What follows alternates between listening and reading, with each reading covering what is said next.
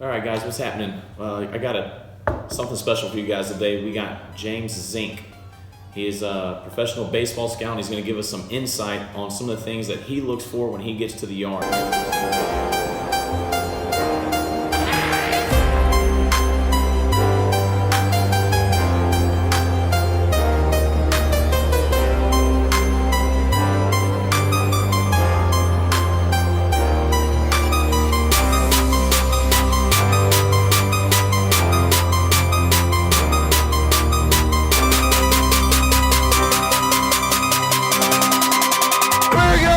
Circles!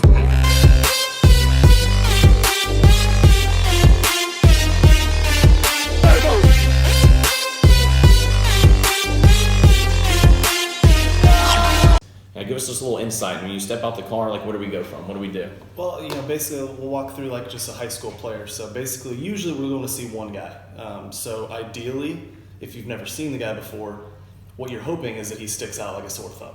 I mean, usually when you watch it with a professional player, they look different than the kids that they're playing with in high school. College is a little bit different, and even those guys tend to look a little different.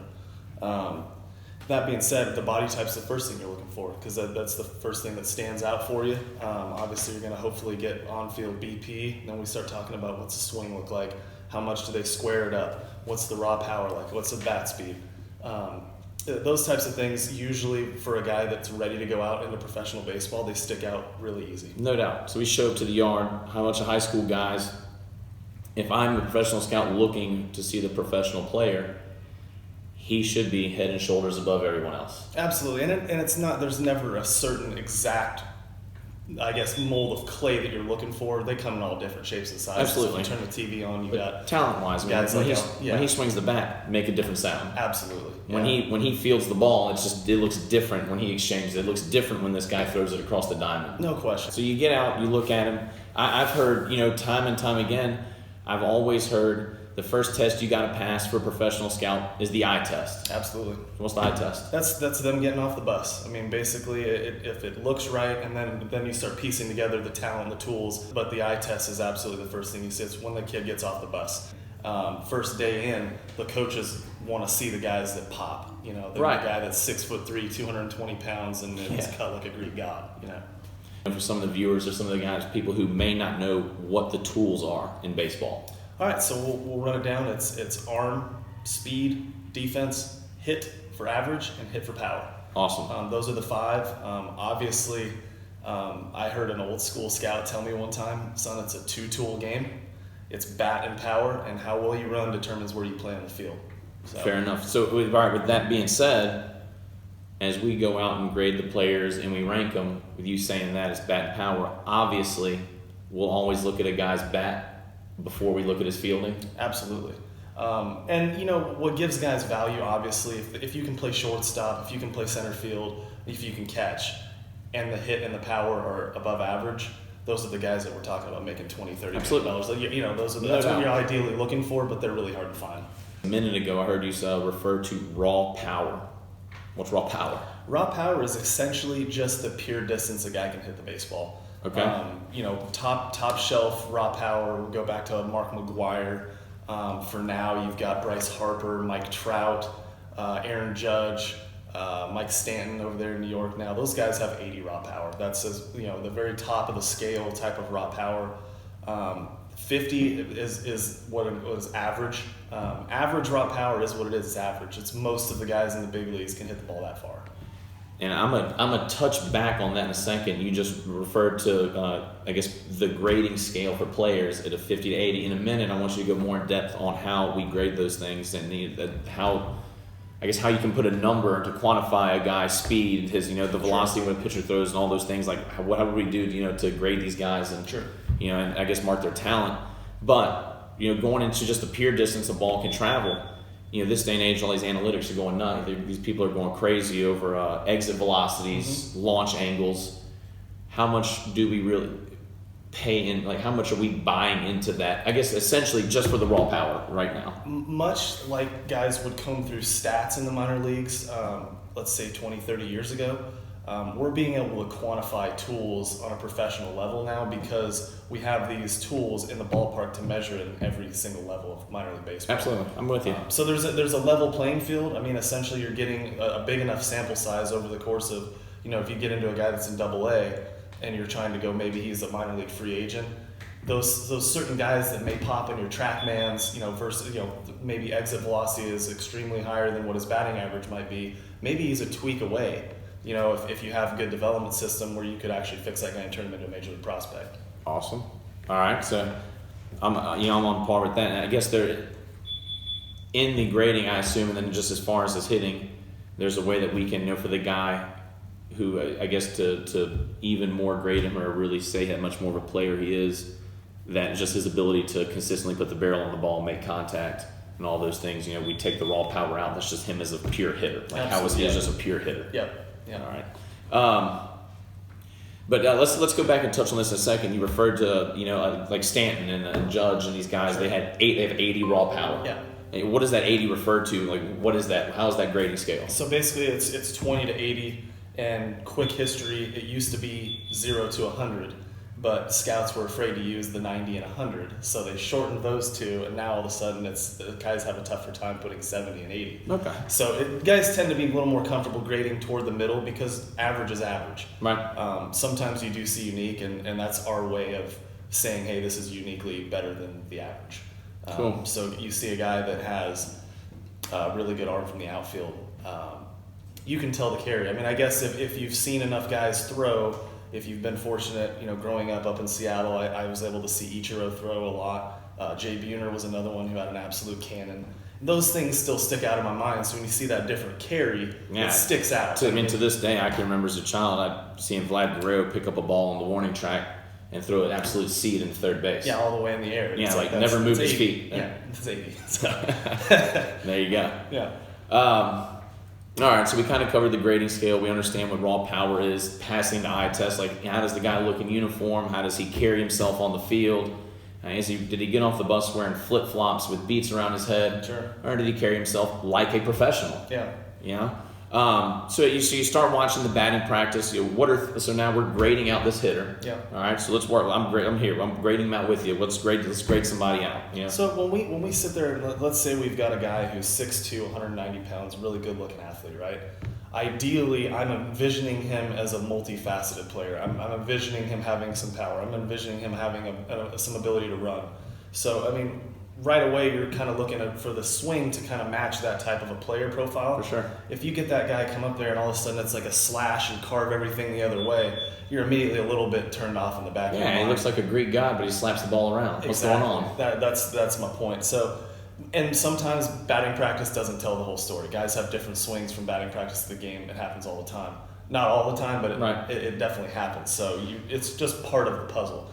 But so in BP, now let's say for the good example, that guy comes in there and it's really good batting practice. He shoots the ball hard the other way, gets into the launch it round, and he's showing you some raw power. So now all of a sudden in my mind, I've put together like, hey, this guy's 6'2", 190 pounds, good looking athlete, strong, looks like he can run. Now we're getting into the infield-outfield portion. He's running out to center field. All right, so now we've got a guy who's possibly playing in the middle of the field. Yeah. He's got some bat speed. He's got a little power, and he can run a little. Put him out there. He's athletic. Arm can't be bad. No. So, I mean, and let's just say for the sake of this guy, let's say it's just an average arm. It's plenty of arm to play center field. But the bat goes before them. Absolutely. So we already like that. Now we're going into the game. Right. And what we're looking for is intent with swing, judge of the strike zone. Like, getting hits is not the be-all, end-all. Because one day of seeing a guy play, it's just a little snippet in time. No doubt. I've heard you guys you get 10 reports on a guy, like meaning you get into a game to see one guy 10 times because the more reports, the better idea we have of the player. Ideally, you want them spread out to where not everybody's out of the same game too. Absolutely. Let's try to, for sure. A guy might get hot, might get cold. I mean, we've all been there. Like we've all had our bad week or two. Oh, absolutely. And having grown up in the game and just knowing that it's a hard game to be good at. Even the good ones struggle. You go in there and you see a really good player have a bad day, and it's like, you've got to be good enough from an evaluation standpoint to just look at the whole scheme of it. How were the swings? Like, did he just not get hits, or was he swinging at bad pitches? Was he not recognizing spin?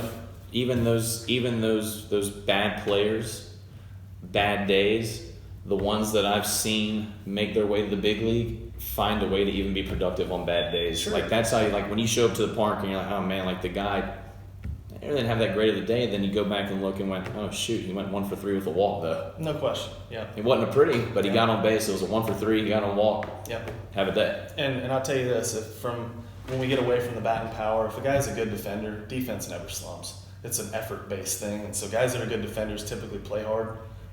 That's something, it's kind of a lost art in a way of guys that are being taught from a young age to play really hard all the time. I think guys kind of have the too cool mentality at times from the showcase mentality. I believe that. Versus, showing up and actually trying to win a baseball game. I've witnessed that, absolutely. So if I could ever deliver a message, and every time I do get to speak to any kids, it's you really never know who's watching. My dad told me that from a very young age.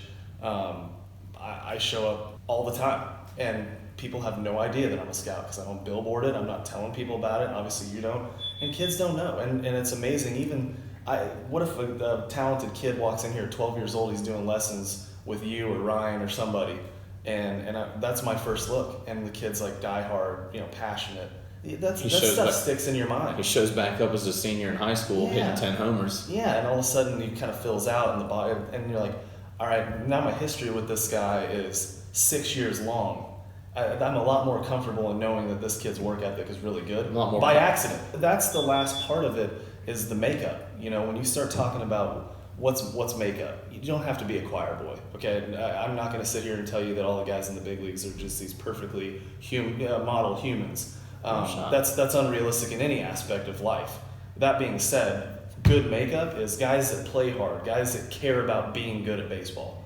It's one of the first things they think about every single day of their lives, and it's almost carrying their portion of the team. Yes. Being a good teammate, being a good clubhouse guy. And you don't have to be a good person to be a great makeup baseball player. There's been plenty of examples over the course of time of guys. Absolutely. So that being said, being a good dude, that helps too. I mean, it's certainly not a bad thing. So I for sure think there's guys in the big leagues or have made their way to bench coaching or even collegiately. Yes. Have made their way to being grad assistants, assistant coaches, and head coaches down the road. And it was all because they were just a good teammate, a good baseball guy. Yeah. They played the game hard. They respected it well. Someone took notice and gave them an opportunity. Oh, yeah. And a lot of those guys are the guys that soak everything in. They're not just coasting through each day. Like, every little detail matters, because some of those guys had to play all the way to the edge of their tools. The guys that didn't have plus tools, maybe they had a bunch of average tools and really good baseball IQ. I tell you what, if you have average bat speed, average bat strength, but you've got good hand-eye, and you really have an idea what the pitcher's trying to do to you all the time, you've got a better chance to hit than the guy that's got big-time bat speed and no idea. Well, I was watching 2 weeks ago. I was watching the video on Millar when he went and played in the little indie game, and he was, saying the guy shook, and then he shook, and I've always been a guess hitter my whole life. Sure. That's baseball IQ. The guy had how to win awareness, was loaded down with baseball IQ, and he goes, I said, he must be coming back inside with that heater. I guessed right. Sure enough. Hit it right off the yard. Yeah.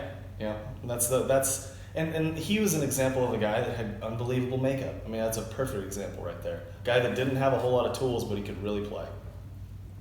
I tell you what, while I got you here, I know that recently your ball club has kind of expanded you a little bit. Mm-hmm. Why don't you go ahead and tell us a little bit? I want some of these kids to really know what else is out there. Like, what's really happening in the Dominican Republic? What's going on in Venezuela? Yeah. Like, because they sent you down there. How many times have you made the trip? I've been out of the country four times. So internationally scouting. Yeah, no, it's eye-opening on several levels. What those kids go through in just their lives to get to an academy at, say, 12 or 13 years old. Essentially, the leaders of the academies, they take these kids in and they do baseball every single day. All day. I mean, we show up, I got off the plane at 9 a.m. and we were at a game for 10. And they play more than one a day, or there's a game a day? There's games of different academies. The academies play each other? So we can, at times they do. But they'll do a lot of like inner squads. Correct. To keep all their guys in house, so us scouts see all of their guys. versus, if you line up a nine person team, you're only going to see part of the academy. Right. So at times they'll play each other. It's called the IPL, International Prospect League. But a lot of the stuff is essentially workout based, which is why some of those kids I think have a tough time adjusting to trying to play winning baseball, because they grew up in that whole showcase mentality too, for a totally different reason. Never thought about it that way, but yeah. Yeah. So but when you go over there, it's amazing. You see 14 and 15-year-old kids with above average major league tools right now. And it's the lack of baseball experience, the lack of baseball IQ, the lack of education in general holds these kids back from really making a jump. Well, so now the kid gets signed, we sign him, Mm-hmm. a major league affiliated club is signed, okay? They now leave the academy because they leave their home academy and now they go to our Dominican go to the Dominican Academy, which each baseball, and some are partnered up, I would assume the Braves have one, the Yankees have one. Everybody has their own training camp. Yes. Yep. That's where essentially those kids' quality of life goes through the roof. Trying to, teaching them English, getting them on a much better diet. Most of these kids need to put on some weight, which was actually pretty cool. The food is Dominican food they're serving them. Correct. But it's just but they're not missing a meal now. Yeah, the quality of it and the quantity of being able to eat 3 to 4 times a day while they're working out and going to class and just basically just learning to read and write. Yes, learning just culture in general is a big part of them being able to come over to the States. Obviously, performance is first. Right. But getting those kids ready to make that jump. So we signed him at 16. What is, what's the period here? How long before he's actually going to get to U.S. soil? Well, it depends on the player. Some kids are over there in 6 months. Some kids spend a couple months. Some kids spend 2 years. Wow. There's examples of being successful. Some of those kids, honestly, man, they're physically not mature yet. Correct. We're signing these kids. They may have really good tools, but if you look at their bodies, they are 14 years old. They're not ready to go over and play against 18, 19, 20-year-olds in rookie ball. Correct. Whereas some of them are. Some of the freaks, the Andrew Joneses of the world who make their debut at 20 and, borderline Hall of Famer. Right. He was, from Curacao, which is crazy, one of the highest major league producing countries in the world. I think per capita it actually is, because there's hardly anybody on that island. And they've had, 5 or 6 really good big leaguers in the last 15, 20 years. So, it's strange, but those guys were all in the big leagues at 20, 21 years old. So they're not spending much time on the island at all. So. Well, you think you'll be making another trip this summer? Yeah, there's definitely one planned for the DR right after the draft. So I'm looking forward to it. Our the group that we get to go over there with, the group of area scouts over there, they're just tremendous people. I think they get